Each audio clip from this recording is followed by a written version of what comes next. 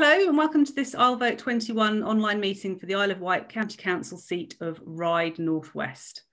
Brief word for the benefit of the public. IsleVote21 has been formed with the sole purpose of enhancing democracy by providing an unbiased platform for candidates. We have no affiliations or funding and no candidates are aware of what questions will be asked today, although a list of topics was distributed in advance to enable candidates to prepare. All 138 candidates in this year's election have been invited either directly or via group and party leaders. The following candidates have been invited to this meeting: Steve Sheridan, Conservative Party; Barry Salmon, Green Party; Phil Truckel, the Labour Party. Phil has sent apologies. There's a pre-arranged commitment which clashed with this session. And Phil Jordan, who's independent, who is obviously in attendance today. So welcome, Phil. Thank you, Natalie. So I'm going to ask you questions from our pool of questions and others that have been submitted by the public regarding island-wide issues and also regarding your specific locality. And you've been informed that there's a 2-minute limitation on answers. So I'll raise my hand as we approach that cutoff and just request that you finish off promptly afterwards. Sure. Brilliant. So before we start the questions then, I'm going to give you a couple of minutes to just give a personal statement. Thanks, Phil. Yeah, thanks, Natalie. Well, look, it's great. Thank you for the opportunity and the great idea that this is an initiative, especially under the COVID situation we've been in. The hustings and stuff have been, meetings been really difficult. But sad to be alone. There are four candidates standing for election in this ward, and I'm the only one that's here at the moment. So. Whilst I feel lonely, it's sad that others are not putting their views.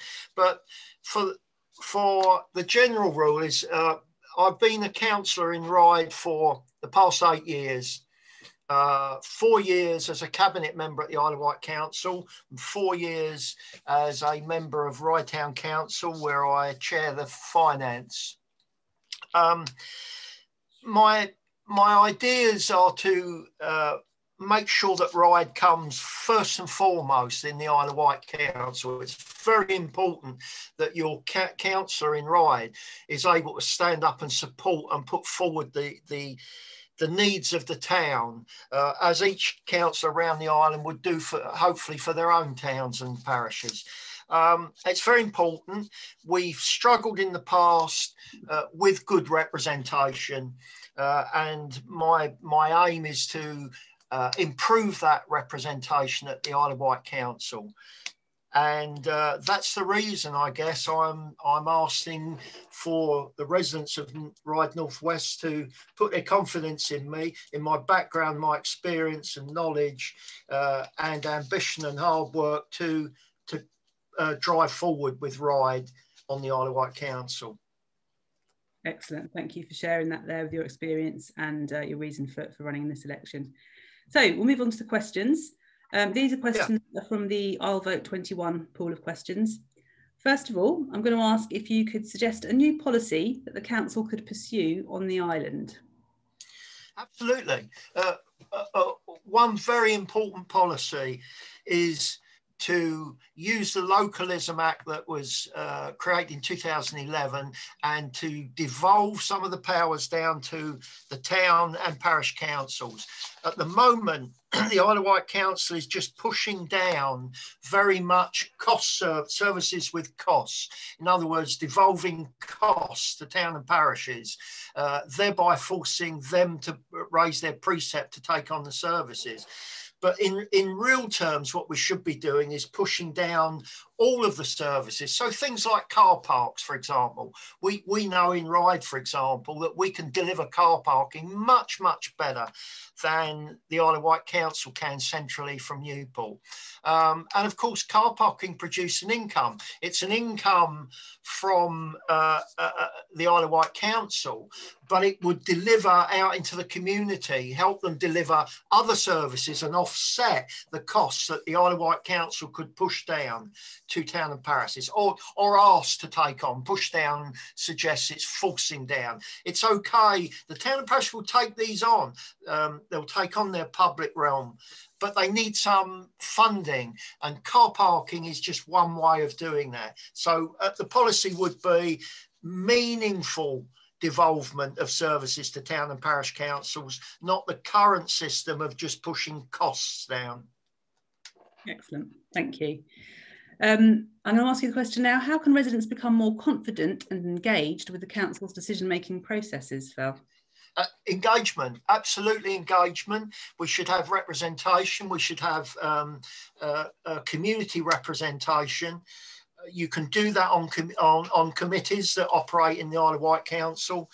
They do it on scrutiny with one member, but you can create community committees. That engagement, obviously the public can engage at public meeting times, but really you want meaningful engagement. You want the experience and knowledge of our community to help us as a council to deliver better services and for the community. So yeah, things like community committees are a good idea of engagement. Brilliant. Okay, thank you for that. Now, this question says that you've been given £20 million to spend on a project to revitalise the island. What springs to mind that would give the maximum benefit? I'd invest in housing. I would invest in housing and move the Isle of Wight Council, who's not a housing authority, into providing social and meaningful, affordable homes for island residents, and not the idea of house building in the private sector and selling the houses at unaffordable prices to off-islanders as well. What we need to do is deal with the demand from people who live here, whose families are here, who invest in our island, in our communities. That's the support. I'd invest that straight away in a housing projects. And preferably on brownfield sites, but they have to be affordable, either affordable to buy, joint co-ownership, or socially affordable rents. Excellent. Immediately. Thank you. We do have more questions. We've had a lot of questions about housing, so I'll come back to that as well. Okay. We've also, these are questions that have been sent in from the public actually now. So we've also received several questions related to special educational needs and autistic children and how much parents struggle with provision for them. Yeah. If elected, what will you do to champion the rights of those children? Natalie, I've got personal experience of this, but my grandson is of special needs, and I know the journey that his mother has been on in trying to get the special needs firstly recognised, which is an enormous years of trying to convince the education authorities that there was a need, and then having done that after years, getting support. The support has been forthcoming, and I think the support is there, but it's not enough. It's not enough. And I guess the question comes down to, so I think the mechanism is there, but I guess it comes down to investing more money in it again. Most of these issues are results of 10 years of cuts to funding to the Isle of Wight Council since 2010. Lots of the issues that we'll talk about. And I think the special needs is one. It's being managed, of course, the education system by Hampshire. So it's managed off island, and whilst they are very professional and delivering good services to us, I do wonder at times whether more local management of the system, it would be a better outcome. But essentially, I'm very, very aware of what's the special needs sector, and very, very aware that we have to find ways of putting more money into it to provide that support. Okay, excellent. Thank you very much. Okay, this question now, it comes from the public as well. The volunteer sector carries a great deal of weight on the island, especially during the COVID crisis. the great relief of taxpayer-funded services. Can you suggest ways in which the council can support this sector? Absolutely. We did it in Ryde. We created an organisation called Ryde Unite. We did it with Aspire. We invested in a community connector many years ago, not so many years ago, 5 years ago. I was instrumental in bringing to the island the local area coordinators, paid for through public health. We had them across the island. We had plans for 12. In fact, we managed 6. And at the turn of 2017, when the Conservatives took over the council, they stopped the whole system.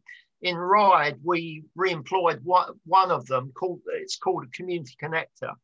Works out of Aspire, voluntary organisation that we also fund, and delivering across our community in Ryde great services, not only during COVID, support for the vulnerable, the isolated, the old, the elderly, people at with special requirements. Have delivered that through Aspire and Thrive, through Ryde Unite. I think the Isle of Wight Council could do far more in direct investment into organisations, voluntary organisations. It enables them, if you commit to investing, they can go out and get match funding. The ad hoc way of funding doesn't give them a good platform to acquire additional funding channels and streams. So yeah, investment, and they will support our community and take the weight off the services that the Isle of Wight Council have to deliver. Yeah. Okay. So it's kind of a virtuous circle. It's exactly that. At the moment, we're paying directly for the services that support these people. Invest in the voluntary sector who'll do it for you, for us, for our community. Absolutely. Okay. Thanks very much then, Phil. We're going to move on to a different topic altogether now. We've had lots of questions pertaining to cross-Solent travel links, ferries, reliability and cost. Yeah. So the question is, how would you address existing concerns, and do you have a vision for improved connectivity at all? I'm not going to speak too much about this because I've had experience of dealing with the ferry operators, both recently in Ryde with Hoverlink and Whitelink, and in the past with Red Funnel when the company was up for sale. The problems of ferry prices and ferry charges is one that is, as we know, beyond the control of the local council. 6 or 7 years ago, we had both ferry companies into a scrutiny meeting in the Isle of Wight Council, both Whitelink and Red Funnel. And it became very clear that as a council, we could only discuss and add comment to them. Effectively, there are private companies serving shareholders and profit requirements, and the council has very little impact over it.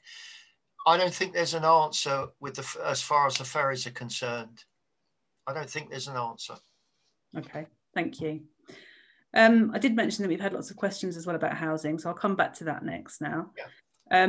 So this says there's a need for homes on the island to address a shortage of housing that matches the local situation, especially for those looking to rent. But an environmental cost comes with every new house built in terms of losing green space, the required infrastructure, and so on. How should the council, within the bounds of its powers, seek to create more homes for islanders whilst balancing the environmental costs of more building? Yeah. So, of course, one of the problems is that we don't know what the housing need is. That's the first problem. We have a housing list that's down to about 1,500. We don't know even if that's accurate or how many people of the 1,500 are actually still on the waiting list, have moved away or acquired housing or private rents. So the first thing you have to do is actually establish how many of our residents require housing that is not available at the moment. And when you've got that number, as we spoke about earlier with the 20 million, first thing you have to do is invest in houses that are affordable for people on the housing list, assuming that that's how we're going to measure what the housing need is. So you invest in that. But offsetting this is there are private developments that are unaffordable. In Ryde alone, there are nearly 2,000 planning permissions already granted, almost entirely, if not entirely, on greenfield sites. The infrastructure is not built for this, and the infrastructure doesn't just mean roads. It means doctors, it means transport, it means way routes through Ryde, it means schools, it means medical hubs, and none of this is being built while the housing planning applications are being granted. It's unsustainable. We can't sustain it as an island. We certainly can't sustain it as a town in Ryde, and I guess if you're going to build homes and you have to build them for affordability. Our affordability is wrong on the island. It's 80% of market rate. It has to be 60%. So that requires a change in government's views of descriptions of affordability. So there we are. Housing, yeah, not greenfield sites. Let's find brownfield sites and let's build affordable houses. Really affordable houses, not called affordable. Yeah, okay, thank you for that. Obviously, that is an issue which you've thought quite a lot about. So yeah. I will read the next question, which came specifically through for Ryde. You have touched on this already, but if you wanted to add anything, this is your opportunity to do so. The question is, how would you approach the issue of too many houses planned, some without planning permission currently, for Ryde? Oh, $64,000 question. We just granted too many planning permissions. You can't unpick it. The housing targets are wrong. We can't continue. We have to find a way to stop building all these or planning to build all these houses. What's more frustrating is that they continue because the houses are not built yet. But they're granted permission to build. You can continue granting planning applications for more houses. And the developers and their agents say, but you haven't built the houses. And what's just happened in the last week is that because we haven't built the houses, government have imposed sanctions on the Isle of Wight Council planning. And that means that any local planning, like the island plan, for example, can't be used to refuse planning applications, and that planning applications now only have to comply with the national framework policy, which is a very, very, very low level. Effectively, it's carte blanche for developers to bring forward planning applications. We're in an almighty mess with planning, and it's been going on for too many years. How you can't unpick it, because once planning, unless the time period runs out, the 3 years, once the planning's been given, the developer has the right to build. So what we've got to stop now, but we can't put right what we've put wrong in the past, but we've got to stop. This has to stop. We have the moratorium on planning. We're building houses that even our islanders can't afford. It's can't carry on. It just can't. There's definitely something there again then that you've obviously been paying some thought to. So the next question is a very general question now, and we've asked all the candidates to just say that, knowing your local community as you do, what local issue would you like to address that you know is of concern to residents? We have to save the town hall in Ryde and bring it back into community use. It is the single most biggest issue that I am told and spoken to and emailed about by the residents of Ryde. The town hall, it has to be saved from further dereliction and brought back into community use, and including the theatre that's part of the town hall. That's obviously there is a second issue. If you only want one, that's one. The second one is to address the growing antisocial behaviour in Ryde that we have across the town. Okay, thank you. And again, as you say, you know, clearly there's very strong responses there, which show that those are the clear sort of forerunners in terms of issues. That kind of might tie into the issue you said about antisocial behaviour. It might actually have an impact on the response to this following question. It's an interesting question we've sent specifically for Ryde, asking how will you make plans to improve the nightlife to what it once was? Well, I'd have to know what it once was, but if we're talking about the balcony nightclub, there are no plans to open a nightclub that I'm aware of, but it's the private sector that deliver this. Union Street has become quite a hub for nightlife, for establishments, for pubs, for cafes, for restaurants, and I think that will continue, especially as some of the retail shops find it difficult to maintain their high street presence. I think the growth will come naturally in the high street, in Union Street rather, not the high street, in Union Street in Ryde. And I think the private sector will fill the gaps if there's a need and a demand. Already the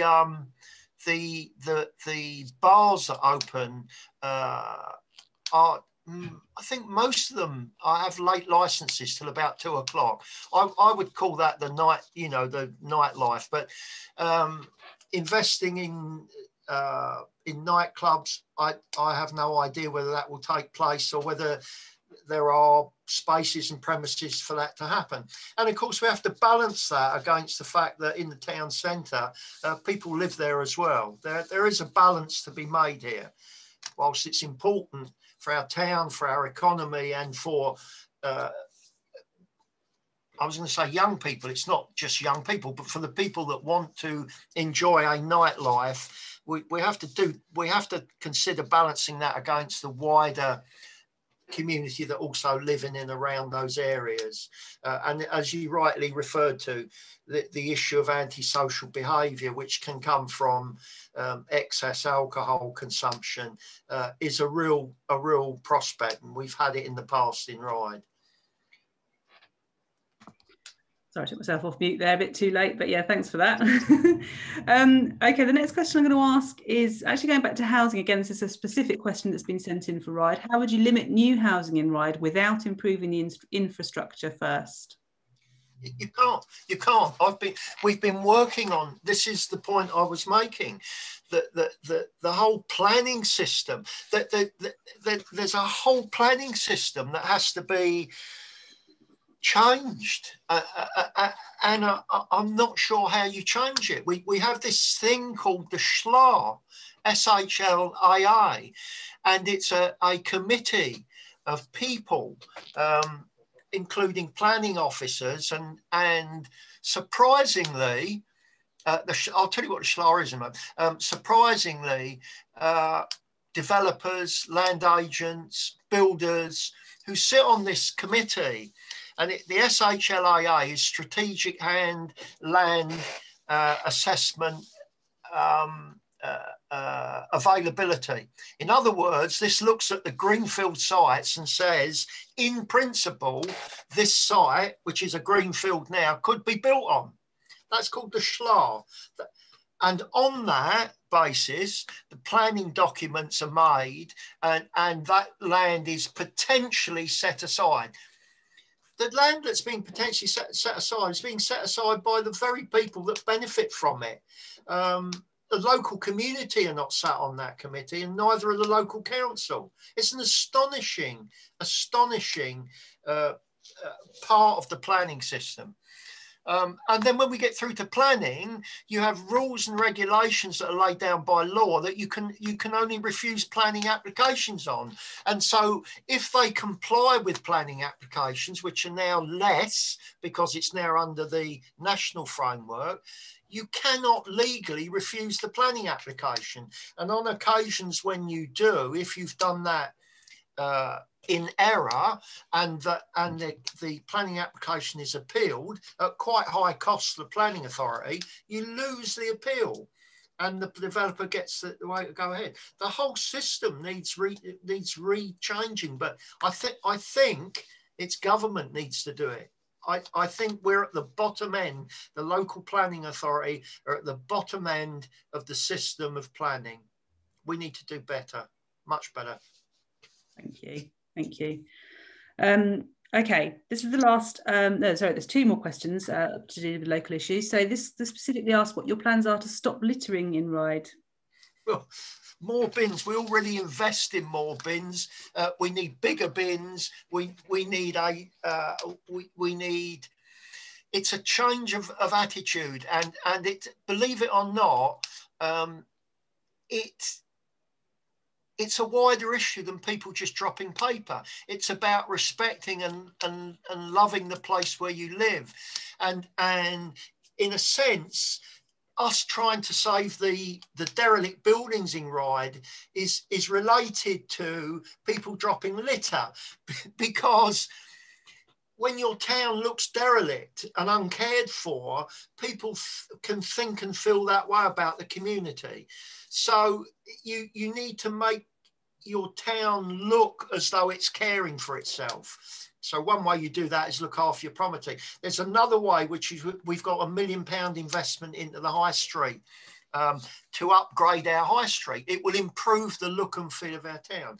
But essentially, in practical terms, you need more bins, bigger bins, and you need recycling bins. And I know we were trialling a chip bin that sends a signal using a Wi-Fi signal to a waste collection, so that when the bin is full, a note is sent and the bin can be emptied. This is very important for us in Ryde in the summer when we have an influx of visitors in and around our beach. We need more bins, bigger bins, and ones that are emptied. And you can do that by technology. So it's another investment again. Yeah, that's a very good point. Actually, it's not just in Ryde. I know I've noticed that's a concern in the summer. You know, beaches. Yeah, absolutely. Yeah. Okay, thank you. So the last question then, actually, it brings us to the last question very nicely, because it says we've been asking for just one of our beaches to be made accessible and inclusive for everyone. Would you commit to making this happen for 2022? Absolutely, 100%. And we're already dealing with, we're already discussing with Isle Access in Ryde, and we will do it. If the Isle of Wight Council won't do it, Ryde Town Council will do it. We will put disabled access onto our beach. Absolutely, 200%. Brilliant. Okay, thank you for that. A very definitive response there. So Phil, the questions are done. Thank you very much for taking part in answering all of those. And before we finish the recording, I'm just going to give you a short opportunity to make a short closing statement and maybe to reflect on the process as well. Thanks, Natalie. I hadn't planned to do this, so this is completely off the top of my head, but I have a lot of background experience. I've got great energy. I've learned a lot about Ryde. I'm committed to Ryde. I do it on a daily basis now. I've invested in Ryde personally. For example, St Vincent's Care Home for ex-service people was due for closure 3 years ago, and it was going to be redeveloped. And my wife and I stepped up and bought that and now run it as a care home, providing the homes for those ex-service people still, instead of them being thrown out and that being turned over to some kind of development. That's the kind of investment I make personally in the town. Now, as an employer, we employ very nearly 200 people in Ryde. That's another investment. And as a councillor, I invest a lot of time and of my own time to try and make our town and our community a better place. And I hope I've done that. I've had some successes already, and hope I could have a lot more in the future. That's why I do this. It's about our town and our community and making it a better place for all of us. Thank you. Thank you very much for coming along and sharing your views and your ideas with potential voters. Phil Jordan, Ryde North West. And before we finish, just to say thank you to anyone who's watching this, and to remind you to make sure that you do vote. Thanks a lot. Thank you, Natalie. Thanks for having us.